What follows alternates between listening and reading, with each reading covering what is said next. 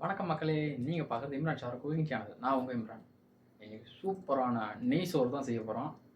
நெய் சோறு செஞ்சு ரொம்ப நாள் ஆச்சு. ஸோ வீடியோவே போடல. நெய் சோறு சமைச்ச வீடியோவே போடல. ரந்தன் முடிஞ்சதுக்கப்புறம் டைம் கிடைக்கல. ஸோ இன்றைக்கி நெய் சோறு தான் செய்ய போகிறோம். அது ஈஸியாகவும் சூப்பராகவும் நம்ம ஸ்டைலில் வாங்க சமைக்க ஆரம்பிக்கலாம். நெய் சோறு செய்கிறதுக்கு பாத்திரம் வச்சாச்சு.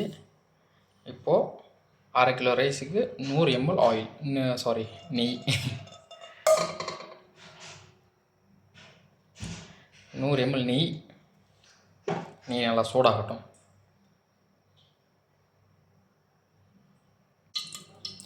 நெய் நல்லா சூடாகிடுச்சு. இப்போது 100 கிராம் வெங்காயம், 1 ஸ்டாரு, ஒரு பெரிய ஏலக்காய், 2 சின்ன ஏலக்காய், ஒரு பிஞ்சு சோம்பு, ஒரு பிஞ்சு சீரகம், 2 மீடியம் சைஸ் பட்டை, 5 லவங்கம், ஒரு பிரிஞ்சிலி 2 கிழிச்சி வச்சுருக்கேன். இது எல்லாத்தையும் ஒன்றா சேர்த்துக்கலாம். நெய் சோறுக்கு வெங்காயம் நல்லா பொன்னிறமாக்கணும், சரிங்களா? அப்போ தான் அந்த நெய் சோறில் நல்ல ஃப்ளேவர் இருக்கும், சாப்பிட டேஸ்ட்டாகவும் இருக்கும்.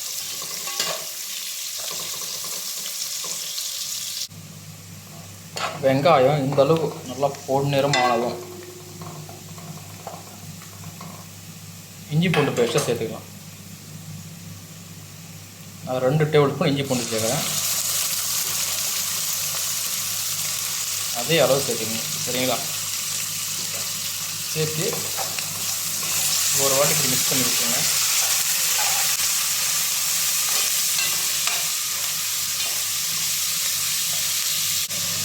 இஞ்சி பூண்டு பேஸ்ட்டோட பச்சை வாசனை போயிடுச்சு. இப்போ ஒரு 4 விரல் அடங்குற மாதிரி புதினா, அதே ஒரு 4 விரல் அடங்குற மாதிரி கொத்தமல்லி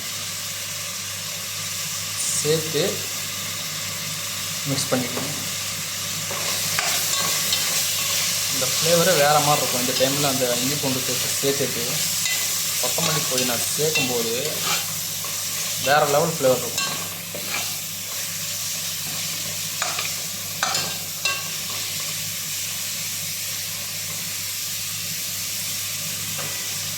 இப்போது இதை கூடவே 100 கிராம் தக்காளி, 5 பச்சை மிளகாய் சேர்த்துக்கலாம்.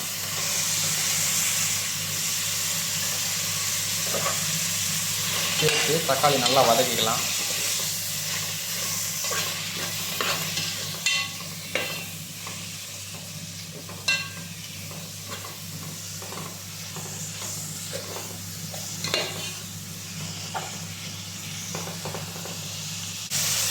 கூடவே உப்பு ஒரு 1/2 டேபிள் ஸ்பூன் சேர்த்துக்கலாம். தேவைப்பட்டால் சேர்த்துக்கலாம், சரிங்களா? இதுவும் சேர்த்து ஒரு வாட்டி நல்லா மிக்ஸ் பண்ணி விட்டுருங்க. தக்காளி நல்லா வதங்கணும், சரிங்களா? இந்த பாருங்கள், தக்காளி நல்லா வதங்கிடுச்சு. இப்போ தண்ணியை சேர்த்துக்கலாம். தண்ணி நான் 1 கிளாஸ் அரிசிக்கு 1.25 கிளாஸ் தண்ணி ஊற்றுவேன். இப்போ 2 கிளாஸ் அரிசி, அதாவது 1/2 கிலோ அரிசிக்கு கரெக்டான அளவு தண்ணி அளந்து வச்சுருக்கேன். இது சேர்த்துக்கலாம்.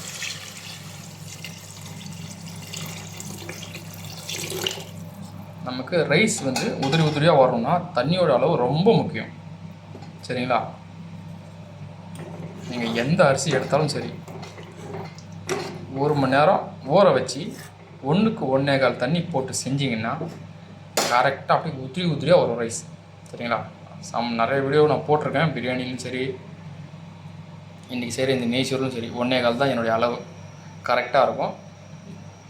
வீடியோ முழுசாக பார்த்து அதே மாதிரி செய்யுங்க. நல்லா பாயில் ஆனதும் நம்ம ரைஸை சேர்த்துடலாம்.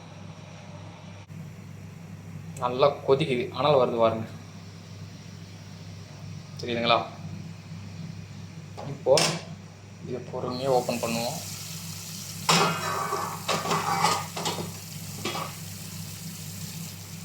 நல்லா கொதிக்குது. இப்போ ரைஸை சேர்த்துக்கலாம். பாஸ்மதி அரிசியை 3 தண்ணியில் வாஷ் பண்ணி 4வது தண்ணியில் 1 மணி நேரம் ஊற வச்சு எடுத்துருக்கேன். இதை அப்படியே சேர்த்துக்கலாம். பொறுமையாக சேருங்க.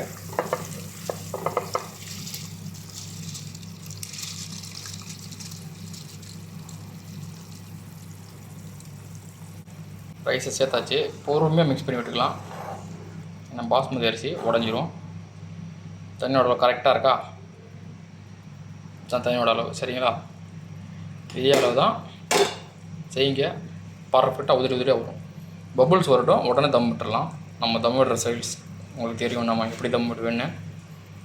பிரியாணி செய்யும்போது பேப்பர் வைப்பேன். ஏன்னா அதோட மூடு பாத்திரம் வந்து சரியில்லை, அதனால பேப்பர் வச்சு நான் தம் விடுவேன். ஆனால் இந்த பாத்திரம் இருக்க இதுக்கு பேப்பரே தேவையில்லை, வெறும் அதோட பாத்திரம் வச்சு மூடினா கரெக்டாக இருக்கும்.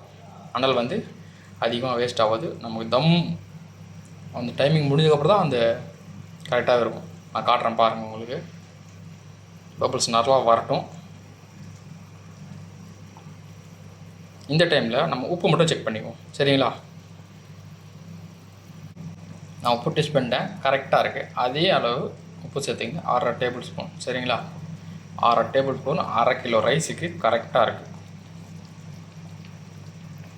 நல்லா பபிள்ஸ் வந்தப்பறம் தம் விட்டுற வேண்டியதான். ஒரு வாட்டி பொறுமையாக மிக்ஸ் பண்ணி விட்டுருவோம்.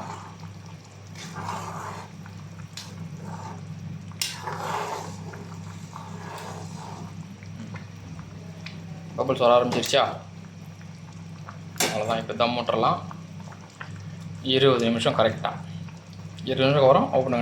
ஓப்பன் பண்ணி காட்டுறேன் பாருங்கள். தம் விட்டுட்டேன். வெறும் இந்த மேலே இருக்கிற பாத்திரம் போட்டு தான், வேறு எதுவும் நான் மேலே வைக்க மாட்டேன். அடுப்போட லெவல் வந்து ரொம்ப ஸ்லிம்மில் வச்சுக்கணும். சரிங்களா? இந்த லெவல் தெரியுதுங்களா?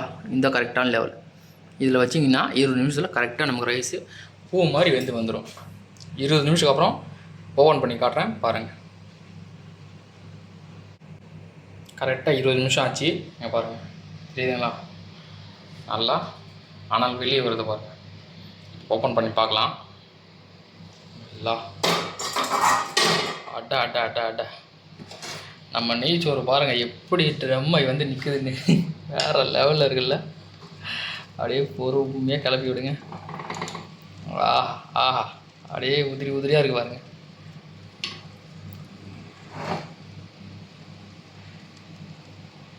அவ்வளோதான் மக்களே, நம்ம நெய்ச்சோறு வந்து வேறு லெவலில் ரெடி ஆகிடுச்சு. இதுக்கு சைடிஷாக சிக்கனு, மட்டனு, பீஃபு என்ன வச்சு சாப்பிட்டாலும் அருமையாக இருக்கும். எதுவுமே வேண்டாம் அப்படியே சாப்பிட்டாலும் வேறு லெவலில் இருக்கும். ஆனால் சுட சுட சாப்பிடணும். இதுக்கு எதுவுமே தேவைப்படாது. அவ்வளோ டேஸ்ட்டான ஒரு நெய்ச்சோறு இது. ட்ரை பண்ணி பார்த்துட்டு மறக்காமல் கமெண்ட் பண்ணுங்கள். வீடியோ பிடிச்சிருந்தா நம்ம சேனலில் லைக் பண்ணுங்கள், ஷேர் பண்ணுங்கள், கமெண்ட் பண்ணுங்கள், மறக்காமல் சப்ஸ்கிரைப் பண்ணுங்கள். மீண்டும் ஒரு சூப்பர் ரெசிபியோட உங்களை சந்திக்கிறேன். மக்களே, இன்றைக்கி செஞ்ச நெய்ச்சோறு பெப்பர் சிக்கன் கிரேவி வேறு லெவலில் இருக்குது. ஃப்ளேவரே வேறு லெவலில் இருக்குது. ஸோ டேஸ்ட் பண்ணி சொல்கிறேன் எப்படி இருக்குன்னு பாருங்கள். சிக்கன் பீஸ் உடச்சி நெய்ச்சோறு கூட மசாலா நல்லா மிக்ஸ் பண்ணி எடுத்து வாயில் வைக்கும்போது வரும் பாருங்கள் ஒரு ஆனந்தம். இதை வரும் பாருங்க.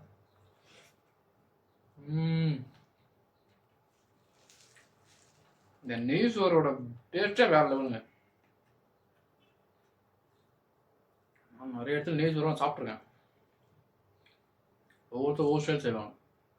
நம்ம சிம்பிளாக செஞ்சோம் நெய்ச்சோறு.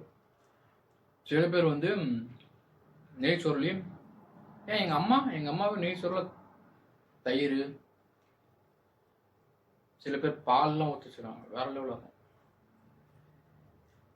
நம்ம வெறும் நார்மலாக செஞ்சோம், அதுக்கே இந்த தூக்கலாக இருக்குன்னா இன்னும் இதில் தயிர் பால்லாம் போட்டு செஞ்சால் வேற லெவலில் இருக்கும். அதுவும் ஒரு நாள் செஞ்சிருவோம்.